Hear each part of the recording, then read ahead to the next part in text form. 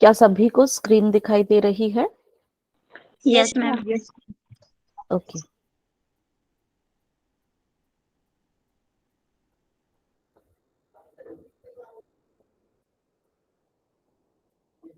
तो हमने टिश्यूज के बारे में स्टार्ट कर लिया था। तो हमने लास्ट क्लास में एपिथेलियल टिश्यू के बारे में हमने पढ़ा था। हमने पहले देखा था कि टिश्यूज किसको कहते हैं, जो हमारे सेल्स एक जैसे शेप, स्ट्रक्चर के और फंक्शन के होते हैं, जो वो एक ग्रुप बना लेते हैं, उसको हम टिश्यू कहते हैं। तो 4 तरह के टिश्यू होते हैं: epithelial tissue, connective tissue, muscular tissue, nervous tissue. Epithelial tissue के बारे में हमने समझा था। एपिथेलियल टिश्यू बेसिकली हमारी बॉडी की कवरिंग पे जो भी हमारी कैविटीज हैं, ट्यूब्स हैं, इंटरनल ऑर्गन्स हैं, उधर हमारी उनकी कवरिंग में पाए जाते हैं। ठीक है, उनका बेसिकली का काम प्रोटेक्शन का, सिक्रीशन का, एब्जॉर्प्शन का होता है। इसके हमने देखे थे 2 टाइप से, सिंपल और कंपाउंड। सिंपल में सिर्फ सिंगल लेयर जो होती है, और कंपाउंड में मल्टीपल लेयर होती है। सिंपल वाले में हम अलग अलग शेप्स के जब सेल्स ग्रुप बना लेते हैं तो वो उसी प्रकार होते हैं।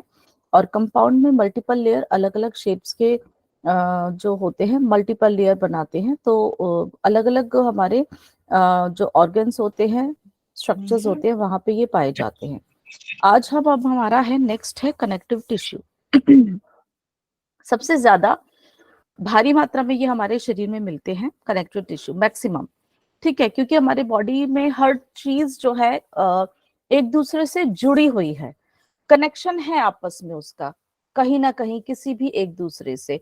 तो वो जो कनेक्शन का काम जो होता है, वो होता है कनेक्टिव टिश्यू के माध्यम से। इसीलिए ये हमारे शरीर में सबसे ज्यादा पाए जाते हैं, और ये हमारे शरीर का स्ट्रक्चर बनाने में मदद करते हैं। ठीक है, क्योंकि कोई भी अगर ऑर्गन बनता है या कहीं पे भी कोई ऑर्गन एक दूसरे से भी जिसका रिलेशन होता है, तो वहां पर हमारा कनेक्टिव टिश्यू काम करता है। ये हमारे बाकी टिश्यू से थोड़े से अलग होते हैं। इसके अंदर बेसिकली जो हमारा जो एक मैट्रिक्स होता है, जो इंटरसेल्युलर सब्सटेंस होता है, वो ज्यादा मिलता है। ठीक है, मतलब एक जो हमारे सेल्स होते हैं उनके बीच के अंदर का जो बीच का जो गैप होता है, जो उसके अंदर हमारा एक खाली स्थान जो होता है, वो इसके अंदर ज्यादा पाया जाता है। और ये हमारे हर बॉडी के पार्ट पे, हर बॉडी के ऑर्गन में पाए जाते हैं। ठीक है, तो जो मैट्रिक्स होता है, जो हमारा इंटरसेल्युलर सब्सटेंस होता है, वहां पर कई बारी हमारे कुछ रेशे, क्योंकि रेशों से ही कनेक्टिविटी होती है, तो ये ज्यादातर हमारे रेशों से बनता है कनेक्टिव टिश्यू। तो वो रेशे पाए भी जाते हैं, लेकिन कई जगह पे जरूरी नहीं फाइबर्स हो या नहीं। कोई कुछ कह रहे हैं?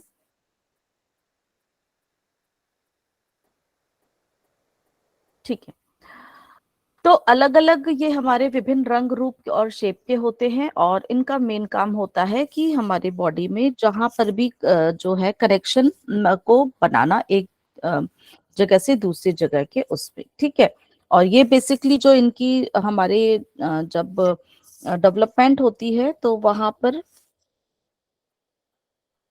उस हिसाब से देखे जाते हैं कि ये हमारे मेसेनकाइमल सेल से ये इनकी डेवलपमेंट होती है। तो कई प्रकार के हमारे कनेक्टिव टिश्यू होते हैं। तो हम उनको जो देखते हैं, यहाँ पर 10 गिनती में करे गए, हम गिनती पे ना करेंगे, क्योंकि कई जगह पे जो है टाइप्स जो है सब अपने अपने अनुसार कर देते हैं। कोई किसी कैटेगरी से करता है, कोई किसी। अब तो गिनतियों पे नहीं जाए, इसको बेसिकली इसको हम समझने की बात हम कहेंगे। तो जो हमारे कनेक्टिव टिश्यू जो है, यहाँ पर हम देखते हैं, इनका बेसिकली हम काम क्या कर समझेंगे कि ये एक तो बांध के रखते हैं, कनेक्शन करके रखते हैं। कोई भी चीज हमारी इसमें ऐसे ही नहीं पड़ी रहती। मैंने अभी आपको बोला, तो सबसे पहला इनका जरूरी काम जो होता है वो बांधना होता है। दूसरा, इनका प्रोटेक्शन भी होता है, बचाते हैं ये जहां पे भी जरूरत होती है। प्रोटेक्शन मतलब एक जो है उसका बांध के रखना, या कोई इंटरनल ऑर्गन है उसको कोई नुकसान ना पहुंचाए, तो वहां पर भी इनका काम होता है। और सबसे बड़ी बात होता है ट्रांसपोर्ट करना, एक जगह से दूसरी जगह पे जो भी कुछ देने की बात होती है, तो वहां पर भी ये काम करते हैं। तो अलग अलग तरह के होते हैं, जैसे कि एरियोलर टिश्यू, एडिपोज टिश्यू, फिर है हमारे जो डेंस जो होते हैं, एक वाइट फाइब्रस टिश्यू में और येलो इलास्टिक टिश्यू में होते हैं। रेटिकुलर इलास्टिक होता है, रेटिकुलर टिश्यू होता है, हेमोपोइटिक होता है जो कि ब्लड से संबंधित है, कार्टिलेज हमारे बोन टिश्यूज होते हैं, हमारे लिम्फॉइड टिश्यू होते हैं और हमारे म्यूकॉइड टिश्यू भी होते हैं। तो यहाँ पर सबसे पहले अगर हम एक एक करके हम सबके बारे में थोड़ा सा देख लेते हैं। यहाँ पर हम उस कैटेगरी में भी इसको डिवाइड करके करते हैं, जैसे कि हमारे लूज कनेक्टिव टिश्यू है ना, और हमारे एडिपोज टिश्यू, फिर हमारा कैटेगरी ब्लड की आ रही है, फिर फाइब्रस कनेक्टिव टिश्यू। लूज और फाइब्रस में भी हमारे कई कई जो होते हैं डिवीजन हो जाता है। लूज कनेक्टिव टिश्यू में एरियोलर आता है, फाइब्रस कनेक्टिव टिश्यू में व्हाइट फाइब्रस और येलो। तो वो कैटेगरी के हिसाब से ना इनकी जो मैंने आपको बताया अलग अलग भी हो जाती है। कार्टिलेज है, फिर बोन है।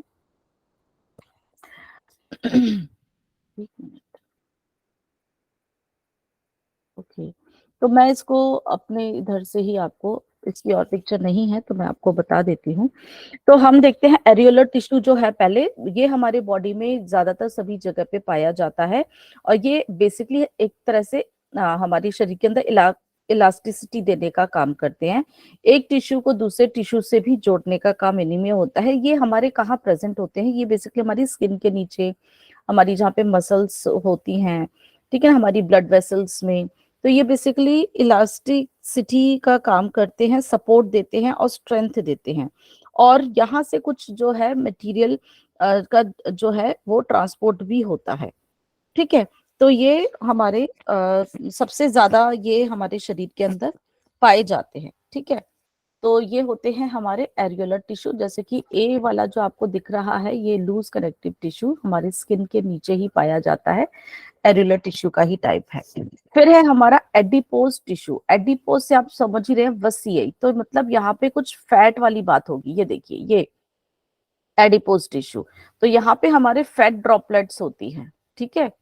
ये हमारे यहाँ इसके, ये इनको हम यहाँ पर हमारे फैट जो उसकी ड्रॉप्स, यहाँ पे हमारा फैट स्टोर होता है और ये बेसिकली हमारी वहां पर इंटरनल ऑर्गन्स के पास में होते हैं, उनको प्रोटेक्शन देने के लिए। तो जैसे हमारी किडनीज होती है अंदर की तरफ है, तो उसकी जो है वहां पर एडिपोज टिश्यू जो है प्रेजेंट होता है, तो वहां पर उनकी प्रोटेक्शन देने के लिए और एनर्जी देने के लिए, क्योंकि फैट जो है एनर्जी देने का भी काम करता है, सपोर्ट देने के लिए, शॉक एब्जॉर्बर का काम करता है। तो ये हमारी आंखों के आसपास भी प्रेजेंट होते हैं, क्योंकि हमारी आंखों की बहुत जो है चोट ना पहुंचे।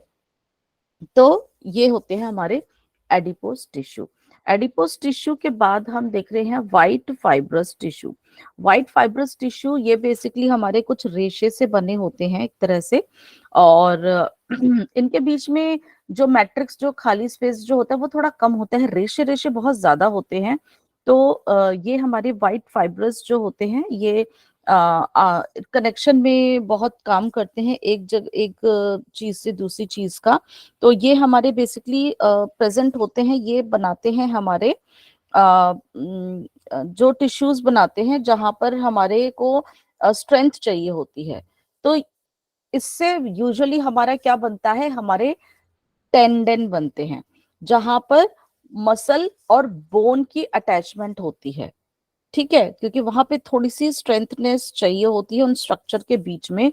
तो वो हमारे ये फाइबर्स, कोलेजन फाइबर्स से बनते हैं, वो बनते हैं हमारे व्हाइट फाइब्रस टिश्यूज। यहाँ जी हमारे बेसिकली आप समझोगे हमारे जहां पर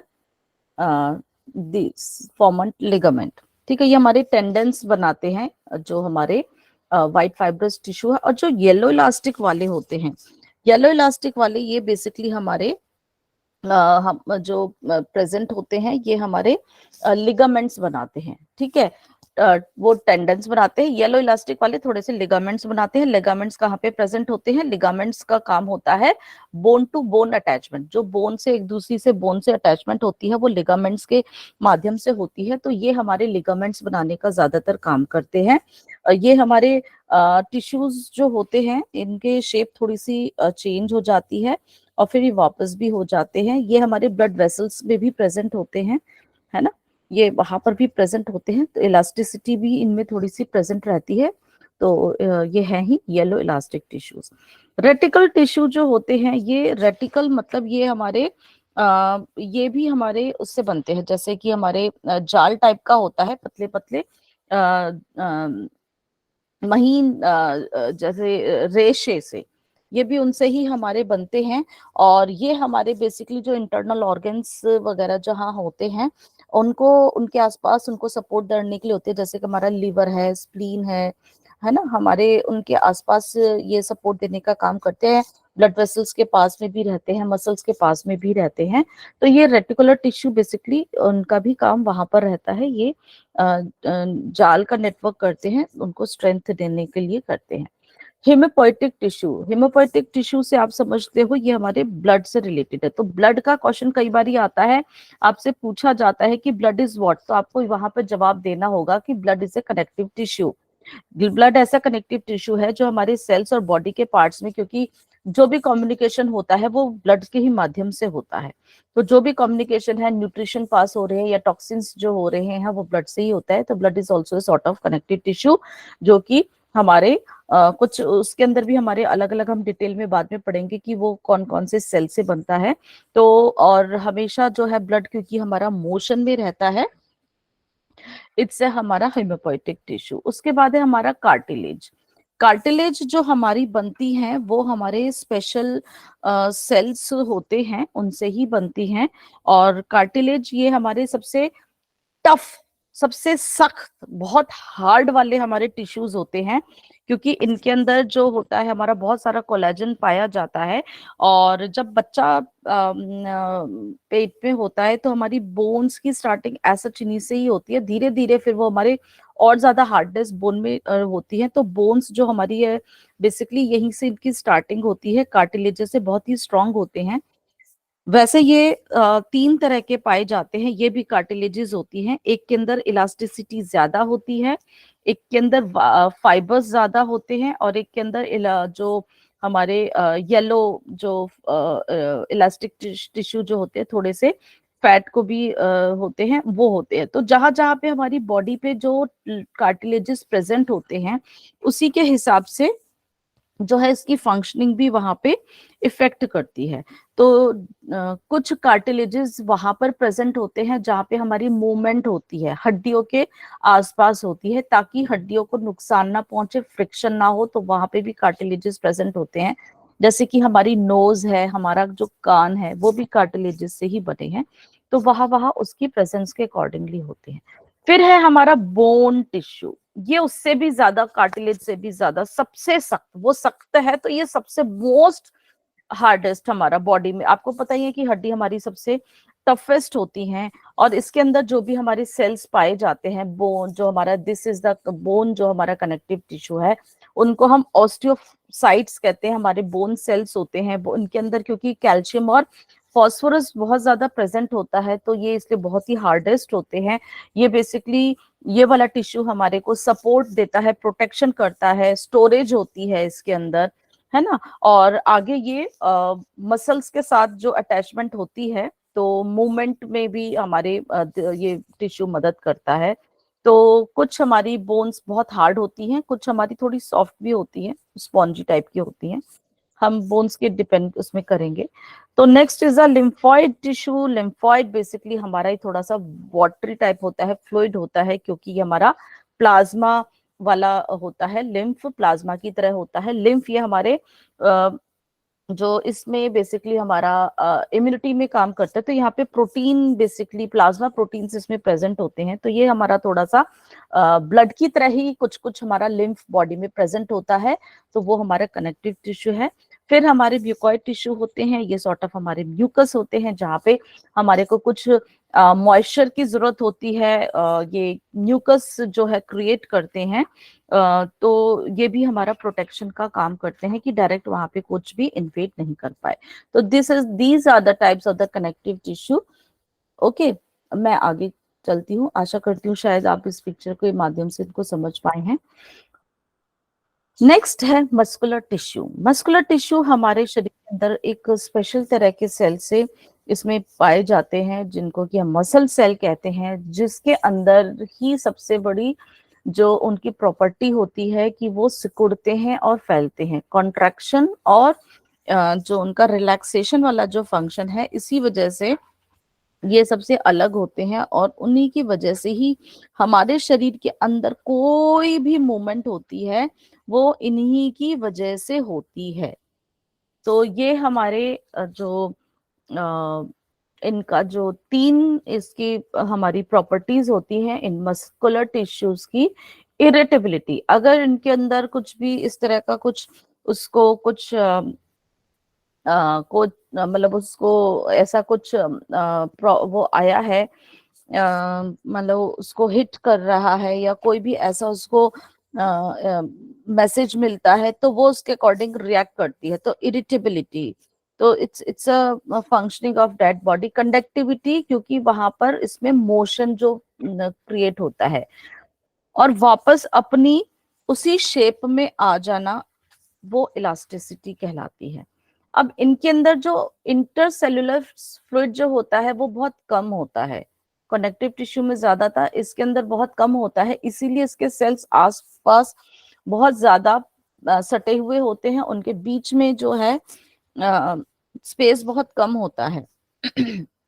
तो इनकी इस प्रॉपर्टी की वजह से, इरिटेबिलिटी, कंडक्टिविटी और इलास्टिसिटी की वजह से हमारे शरीर के अंदर मूवमेंट पैदा होती है। हम अपने शरीर का पोस्चर मेंटेन करते हैं और उसी मूवमेंट की वजह से भी हीट भी जनरेट होती है। ठीक है, तो जब भी हम इसके फाइबर्स जो होते हैं कॉन्ट्रैक्ट करते हैं, अगर कुछ उनके अंदर इरिटेशन होती है या उनको मैसेज दिया जाता है किसी काम को करने के लिए, तो फिर वो वापस उस अपनी उस ओरिजिनल पोजीशन में भी आ जाते हैं जब वो रिलैक्स करते हैं। तो कॉन्ट्रैक्शन एंड रिलैक्सेशन, इनकी ये बहुत बड़ी प्रॉपर्टी है। इसी के साथ साथ ये एक तरह से हमारे को प्रोटेक्शन भी देते हैं। जहां जहां जिनकी जो भी लोकेशन है, उसी के अकॉर्डिंगली इनके फंक्शंस भी उस हिसाब से भी होते हैं। हमारे बॉडी के अंदर लगभग लगभग 40% जो हमारे बॉडी वेट है वो मसल्स का ही होता है, और 600 से भी ज्यादा हमारे शरीर के अंदर, एक ह्यूमन बॉडी के अंदर मसल्स पाई जाती हैं, जिसमें से अकेले 400 के करीब जो होती हैं रेखित। इसमें भी तीन तरह की हमारी होती है, हम आगे पढ़ेंगे। तो उसमें से अकेले एक जो हमारी टाइप होती है रेखित होती है, जिसको हम स्ट्राइटेड मसल्स बोलते हैं, वो ही पाई जाती हैं। और सबसे ज्यादा जो स्ट्राइट जो हमारी ये स्केलेटल मसल्स होती हैं, यही हमारे अकेले पीठ में पाई जाती हैं। वहां पर लगभग लगभग 180 मसल्स हमारी पाई जाती हैं। जो आपको इस पिक्चर में जो मसल्स दिख रही हैं, यही हमारी स्ट्राइटेड मसल्स, या हम इनको स्केलेटल मसल्स भी कहते हैं। ओके, आगे चलूं। अब हम देखेंगे हमारी मसल्स कितने प्रकार की हैं। तो दो प्रकार में हम पहले विभाजित करेंगे। इनको समझाने के लिए मैं पहले दो मुख्य रूप में कराऊंगी। एक आपकी इच्छा के बगैर चलती है और एक आपकी इच्छा के बगैर चलती है। एक आपकी इच्छा से चलेगी, एक इच्छा के बगैर चलेगी। तो वॉलंटरी मसल्स कह देते हैं हम, इनवॉलंटरी मसल्स। वॉलंटरी मतलब हमारी मर्जी से चलने वाली, इनवॉलंटरी हमारी मर्जी के बगैर, उसको हमारी मर्जी की कोई जरूरत नहीं है। तो हमारी मर्जी से चलने वाली जो मसल्स कहलाती हैं, वो हमारी कहलाती हैं स्केलेटल मसल्स। क्यों? क्योंकि वो हड्डियों के साथ जुड़ी हैं, तो इसीलिए उनका नाम होता है स्केलेटल मसल्स। या उनको ऐच्छिक पेशी भी बोलते हैं, या उनको स्ट्राइप्टेड मसल्स भी बोलते हैं, या उनको स्ट्राइशंस, स्ट्रिप्ड मतलब उनके अंदर लकीरें खिंची हुई हुई हैं। आप लास्ट वाली पिक्चर में अगर देखोगे स्केलेटल मसल्स में, इस पिक्चर के अंदर आप अगर आपको जो पिक्चर ये दिखाई हुई, इसमें आपको लाइनें दिखाई दे रही होंगी, है ना, बारीकी सी देखिए। ब्लू ब्लू तो न्यूक्लियस हैं ये, और इसके अंदर ऐसे ऐसे जो है वो लाइंस दिखाई देंगी। इसका मतलब वो जो है उनके अंदर ये स्ट्राइशंस हैं, लाइंस डली हुई हैं। ये हमारी इच्छा के अनुसार ही चलती हैं। इनके अंदर जो मूवमेंट होती है वो हम अपनी इच्छा के अनुसार कर सकते हैं। और ये वैसे सिलेंड्रिकल शेप में भी होती है। यहाँ पे इस पिक्चर में ऐसा वो हमारी दिखाई दी है। इनके अंदर में एक दूसरे से ये ऐसा नहीं जुड़ी हुई होती हैं, और इनको हम जो है बोन्स के साथ ही अटैचमेंट के रूप में हम देखते हैं। ठीक है, ओके। सेकंड है हमारी, जो मैंने बताया, एक इनवॉलेंट्री, जो हमारी इच्छा के बगैर नहीं चलती, उनको हम नॉन स्ट्राइटेड भी बोलते हैं, क्योंकि उनके अंदर लाइंस नहीं होती। पहली पिक्चर जो है वो यही है।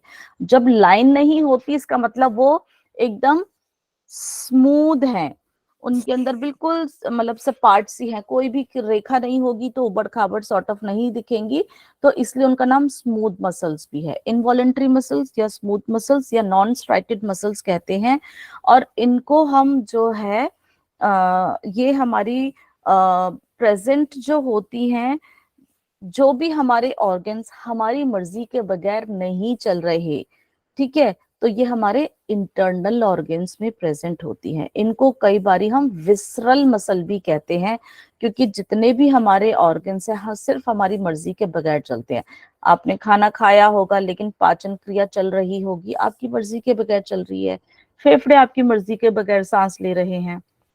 आप क्या रोक सकते हो चाहकर भी कि फेफड़े काम करना बंद कर दें, या पेट काम करना बंद कर दे, या ब्लैडर काम करना बंद कर दे, या किडनी काम करना बंद कर दे, या यूट्रस काम करना बंद कर दे? ये इंटरनल ऑर्गन्स ज्यादातर सारे हमारे अपनी अपनी मर्जी से चलते हैं, तो वो इनवॉलेंट्री हैं, ठीक है। और जो हमारी मर्जी से है, अब मेरा मन कर रहा है, मैं बोल रही हूँ तो मैं अपना मुंह हिला रही हूँ, मेरा जबड़ा हिल रहा है, वो मेरी मांसपेशी उसको मदद कर रही है बोलने में।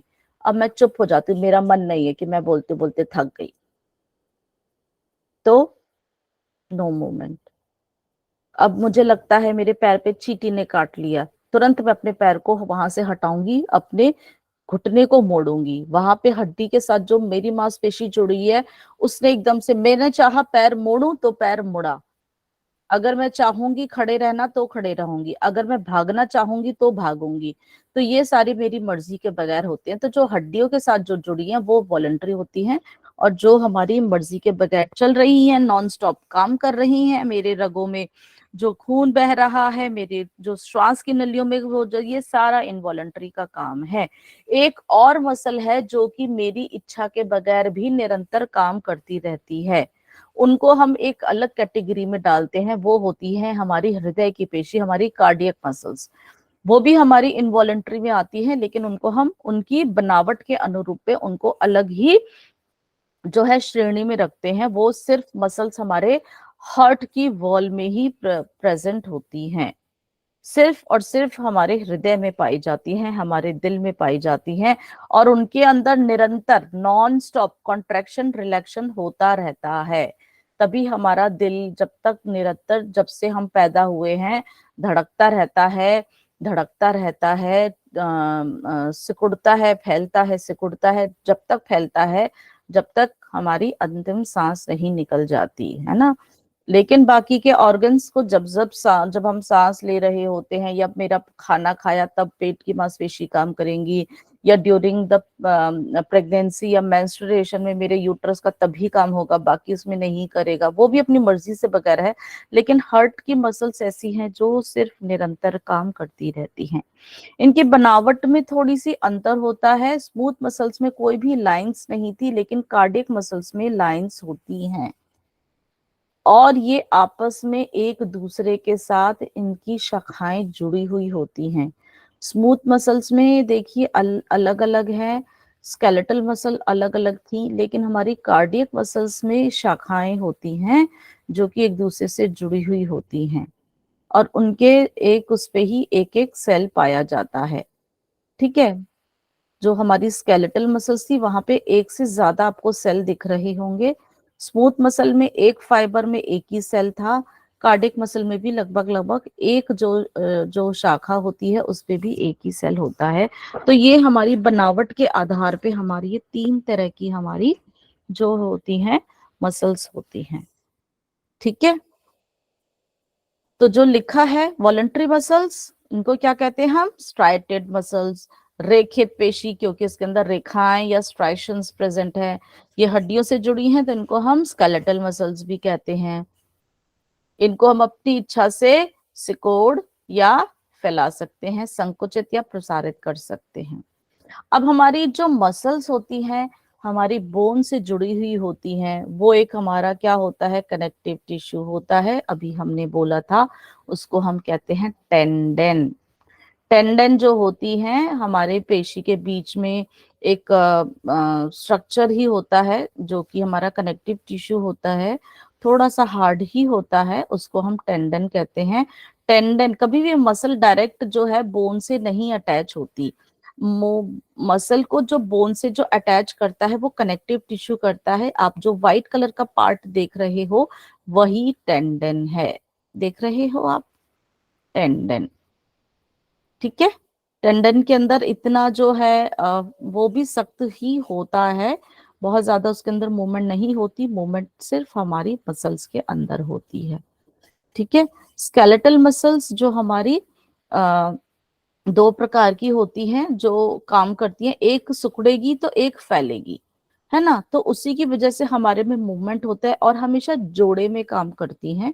आप जैसे कि इस हाथ में देख रहे हो, एक मसल पीछे है एक मसल आगे है, आगे वाली सिकुड़ेगी तो कलाई जो है यहाँ से मुड़ेगी, सॉरी एल्बो जो फोल्ड होगा, फ्लेक्शन होगा। ठीक है, और अगर पीछे वाली जो है जो है सिकुड़ेगी जो होगी तो वो पीछे हमारा फ्लेक्शन होगा। तो ये काम हमारे दोनों साइड बाय साइड करती हैं। तो ज्यादातर हमारी मसल्स जो होती हैं एक दूसरे के विपरीत कार्य करते हुए ही मूवमेंट को जो है काम करती है, specially the skeletal muscles. Involuntary muscles के बारे में हमने देखा था कि वो अरेखित होती हैं, यहाँ पर इस पिक्चर में भी आप देखोगे रेखाएं नहीं होती हैं, अनस्ट्राइटेड बोलते हैं, चिकनी बोल देते हैं, स्मूथ बोलते हैं, ये हमारी इच्छा के अधीन नहीं होती हैं, और इनका जो है ब्रेन से, इनवॉलेंट्री नर्वस सिस्टम से ऑटोमेटिक कंट्रोल होता है, ब्रेन अपने आप इनको मैसेज देता है जो कि हमारी बॉडी के फंक्शनिंग को करती रहती हैं। ये किसी भी बोन से, स्केलेटल से हमारे नहीं जुड़ी हुई होती हैं, ये हमारे इंटरनल ऑर्गन्स में प्रेजेंट होती हैं, इसलिए इनको विसरल मसल भी कहते हैं। इनके अंदर का जो मूवमेंट होता है वो किस तरह का होता है, जैसे कैंचुए में होता है, क्रमा अंकुंचन की तरह पेरिस्टालिक मूवमेंट होता है। जैसे केंचुआ थोड़ा सा फैलेगा, है ना, आप देखते होगे, फैलेगा सिकुड़ेगा फैलेगा सिकुड़ेगा, तो फिर उसके आगे की मूवमेंट हो जाती है, तो कुछ कुछ उसी टाइप का इसका जो मूवमेंट होता है पेरिस्टालिक मूवमेंट टाइप का होता है, वो इंटरनल मसल्स में होता है ज्यादातर। ये एक एग्जांपल है, ये मूवमेंट जो होता है ये हमारी आंतों में ज्यादातर देखने को मिलता है, सारे इंटरनल ऑर्गन्स में नहीं। ये एग्जांपल हमारी आंत का दिया है। दूसरा कार्डिक मसल जो है हमारी हृदय की पेशी है, केवल हृदय में होती है, इसमें हमारी रेखाएं प्रेजेंट होती हैं, मैंने बताया था। रेखा ऐच्छिक पेशियों की तरह इसके अंदर पट्टियां होती हैं, परंतु इनकी क्रिया अनैच्छिक होती है, मतलब हमारी इच्छा के बगैर होती है। ये मसल्स मृत्यु जो है मृत्यु तक बिना विश्राम किए हमारे हमेशा कार्य करती रहती हैं, रिलैक्सेशन और कॉन्ट्रैक्ट का संकुचित और शिथिल होती रहती हैं। ओके, अब हम बात करेंगे अपने नर्वस टिश्यू की। नर्वस टिश्यू जो है हमारे जो है ये हमारे को मैसेजेस लेके आने का काम करता है। तो एक पार्ट से दूसरे पार्ट का जो जो भी इंफॉर्मेशन जो जाती है कि क्या काम करना है क्या काम नहीं करना, जो भी इम्पल्सेस जाते हैं वो हमारे नर्वस टिश्यू के माध्यम से ही जाते हैं। और नर्वस जो है ये टिश्यू जो है इसके अंदर हमारा जो सेल जो होता है, जो नर्वस टिश्यू को जो सेल बनाता है उसको हम न्यूरॉन कहते हैं। ठीक है, नर्व सेल होता है उसको हम न्यूरॉन कहते हैं। तो न्यूरॉन नर्व सेल ही जो है हमारा नर्वस टिश्यू बनाता है, चेन बनती चली जाती है। और ये हमारे जितने भी हमारे बॉडी के जो भी रचनात्मक या कार्यात्मक जो भी कार्य होते हैं वो इसी के इम्पल्स, उसी के से ही मैसेज ही जाता है। तो सबसे लंबा सेल, देखो बड़ा सेल होना लंबा सेल होना सब थोड़ा अलग होता है, यहाँ पर है लंबाई, लॉन्गेस्ट सेल की बात। कुतुब मीनार लंबा है या लाल किला बड़ा है, बताइए। लंबा कुतुब मीनार लंबा है, समझ गए, कुतुब मीनार हाइट में वो है। अगर हम लाल किले, दिल्ली के लाल किले की बात करें कि वो बड़ा है, हम कुतुब मीनार को बड़ा नहीं कहेंगे, हम कुतुब मीनार को लंबा कहेंगे, लंबाई में है वो, है ना, वो लाल किले से ज्यादा लंबा है, लेकिन लाल किला कुतुब मीनार से बड़ा है, उसका विस्तार फैला हुआ ज्यादा है। तो यहाँ पर हम बात कर रहे हैं लंबाई की। लॉन्गेस्ट सेल है हमारा न्यूरॉन। हमारे शरीर के अंदर सबसे लंबा सेल जो है वो न्यूरॉन है, इसी का ही होता है, जो कि हमारे नर्वस सिस्टम की एक फंक्शनल यूनिट है। जैसे हमारा सेल हमारे बॉडी की फंक्शनल यूनिट है ना, तो वो भी तो सेल है, लेकिन हमारे वो नर्वस सिस्टम बना है नर्वस टिश्यू से। जो उसके अंदर के ऑर्गन्स हैं वो नर्वस टिश्यू से बने हैं। नर्वस टिश्यू बना है नर्व सेल से, जिसका नाम है न्यूरॉन। तो एक सेल से दूसरे सेल तक ये मैसेज जाता है, और इनकी बनावट थोड़ी सी अलग अलग होने के कारण न्यूरॉन कई तरह के हो जाते हैं। ठीक है, तो अगर हम पहले सिंपल न्यूरॉन को देख लेते हैं, या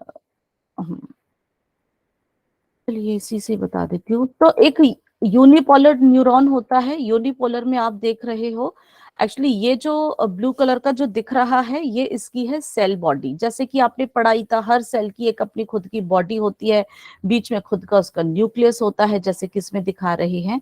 और न्यूरॉन में एक वहां से जो है एक ब्रांच निकलती है, जो कि मैसेजेस को जो उसके सेल बॉडी से, न्यूक्लियस से लेके दूसरे सेल को पहुंचाती है। तो वो जो ब्रांच जो निकलती है वो कहलाती है एक्सॉन। तो ये जो लंबाई में जो निकल रहा है, इसकी ये जो मुख्य से आप देख रही है, ये है एक्सॉन। तो यूनिपोलर में जो है एक पोल, मतलब एक पोल से उसके एक्सॉन निकलता है, और इसके अंदर डेंड्राइट नहीं होते। एक्चुअल जो है हमारा जो सेल की शेप जो होती है न्यूरॉन की, वो इस तरह से होती है। ठीक है, ये हमारा एक्चुअल में है, हम इसको ऐसा मान के चलते हैं। इसके अंदर जो वेरिएशंस है, तो इसमें हम देखेंगे, ये हमारा जो है सेल बॉडी है, बीच में न्यूक्लियस है, और वहां पे आप ये देखोगे ना, छोटी छोटी शाखाएं निकल रही है, ये होते हैं डेंड्राइट्स। ये दूसरे सेल से मैसेज लेते हैं, सेल बॉडी में लेकर आते हैं, और आगे एक इसमें मुख्य ब्रांच निकल रही होती है, जो कि आप ये देख रहे हैं, इसको हम बोलते हैं एक्सॉन। एक्सॉन की भी बनावट के बारे में हम आगे बात करेंगे।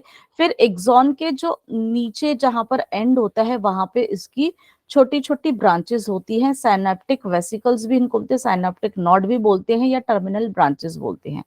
तो मैसेज डेंड्राइट से आता है सेल बॉडी पे, न्यूक्लियस से होते होते एक्सॉन से होके वो दूसरे टर्मिनल ब्रांचेस से दूसरे सेल को जाता है। ऐसी ये चेन चलती है। अब हम इन पिक्चर्स में देखते हैं यूनिपोलर में क्या है, कि सिर्फ एक ही इसके जो पोल से निकल रही है, यहाँ पे डेंड्राइट्स जो है एब्सेंट है। ठीक है, तो इस वाले न्यूरॉन को हम बोलते हैं यूनिपोलर न्यूरॉन। तो ये अपने, इसका जो काम होता है, ये भी जहां पे इसके हिसाब से भी जो इम्पल्सेस को पास करना वहीं से होता है। तो इसके अंदर सिर्फ एक एक्सॉन होता है और डेंड्राइट नहीं होता है। बाइपोलर न्यूरॉन में दो इसके एक्सॉन हो जाते हैं। उसमें जो है एक्सॉन एक होता है, लेकिन सेल बीच में, और उसके डेंड्राइट वहीं पर ही उसके प्रेजेंट हो जाते हैं, बाइपोलर हो जाता है। तो एक्सॉन होता एक ही है, लेकिन वो इस तरह से उसके प्रेजेंट हो जाते हैं। यहाँ पे एक तरह रिसेप्टर्स प्रेजेंट हैं, और एक्सॉन से मैसेज पहुंचाते हुए इस तरह से चले जाते हैं। फिर है मल्टीपोलर। मल्टीपोलर में आप देखोगे बहुत सारे मुख्य डेंड्राइट्स होते हैं, लेकिन बहुत मेन डेंड्राइट्स निकलने शुरू हो जाते हैं, और फिर एक्सॉन होता है। जो एक ए पोलर है, वहां पे ना एक्सॉन प्रेजेंट होता है, ना डेंड्राइट प्रेजेंट होते हैं। और स्यूडो यूनिपोलर न्यूरॉन में जो एक एक्सॉन प्रेजेंट होता है, लेकिन वहां पे जो इसकी तरह से ये जो नोड्स दिखाई दे रहे हो वो प्रेजेंट नहीं होता है। तो ये अलग अलग बनावट के हमारे न्यूरॉन होते हैं। बेसिकली मेन न्यूरॉन आप इसको समझेंगे तो यहाँ पे जो हमारी सेल बॉडी है, उसके वहां से दो प्रोसेसेस निकलते हैं। पहला वाला जो होता है डेंड्राइट्स होते हैं, और उसका जो फिर एक मेन निकलता है एक्सॉन, और एक्सॉन के एंड पर हमारे साइनोड नोड्स होते हैं। तो मैसेज यहाँ सर आता है और फिर नीचे की तरफ जाता है। एक्सॉन जो है इफ्रेंट प्रोसेस का काम करता है, मतलब ये सेल बॉडी से मैसेज को लेता है और आगे भेज देता है। ठीक है, तो एक्सॉन नर्व इम्पल्स को सेल बॉडी से दूर ले जाता है और साइनॉड नॉड के द्वारा इम्पल्स दूसरे जो यहाँ आगे न्यूरॉन इससे कांटेक्ट कर रहा होगा उसका डेंड्राइट यहाँ पे इससे इन टर्मिनल ब्रांचेस से कनेक्शन कर रहा होगा, तो इम्पल्स को ट्रांसफर कर देता है। एक्सॉन यूजुअली अकेला होता है, सीधा है, इसके अंदर कोई भी दूसरी ब्रांच नहीं है, अनब्रांच्ड है। और इसके अंदर आप देखोगे डॉट्स डॉट्स डॉट्स दिखाई दे रहे हैं, ये एक तरह के राइबोसोम्स होते हैं, प्रोटीन होते हैं यहाँ पर। इनका नाम होता है, इनको निजले ग्रैन्यूल्स बोलते हैं। तो यहाँ पर एक बीच में आपको जगह देख रहे होगे, यहाँ पर ये एब्सेंट होते हैं। ठीक है, यहाँ पे बीच बीच में यहाँ पे ये नहीं होते हैं, इनको हम नोड ऑफ रैनवियर भी बोलते हैं। ठीक है, तो एक्सॉन का जो साइटोप्लाज्म होता है, यहाँ का साइटोप्लाज्म भी होता है, इनका भी खुद का प्लाज्मा है, प्रेजेंट है। एक्सोप्लाज्म यहाँ पर होता है, इनकी खुद की मेम्ब्रेन है, जैसे कि आप देख रहे हो, वो भी हमारी एक तरह से उसकी मेम्ब्रेन है। न्यूरोलीमा या एक्सोलीमा हम बोल देते हैं।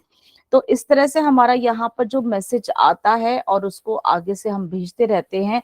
नर्व इम्पल्स जो होता है इसको एक्शन पोटेंशियल बोलते हैं, एक्शन पोटेंशियल जनरेट होता है और आगे भेज देता है। तो एक्सॉन दो प्रकार के यहाँ पे दिखाए गए हैं। एक्सॉन एक में जो था आप देख रहे थे वो कवरिंग थी, लेयर थी, और एक में कवरिंग नहीं है ना। तो वो जो कवरिंग थी ये हमारी एक माइलिन शीट होती है, और जो कि हमारे एक में प्रेजेंट दिख रही है और एक न्यूरॉन में नहीं दिख रही है। ठीक है, तो जो माइलिन शीट जिसमें प्रेजेंट है वो यूजुअली कहाँ पे प्रेजेंट होती है हमारे, वो प्रेजेंट होती है हमारे पेरिफेरल नर्वस सिस्टम में। ठीक है, ये वहां पर प्रेजेंट होती है। और एब्सेंट कहाँ होती है, हमारे सेंट्रल नर्वस सिस्टम में। हम आगे डिटेल में पढ़ेंगे सेंट्रल नर्वस सिस्टम, ब्रेन उसमें, लेकिन ये चीज मैं आपको दोबारा भी रिमाइंड कराऊंगी, आप अभी कंफ्यूज मत करना, क्योंकि नर्वस सिस्टम बहुत काफी सिस्टम्स के बाद में हम पढ़ेंगे।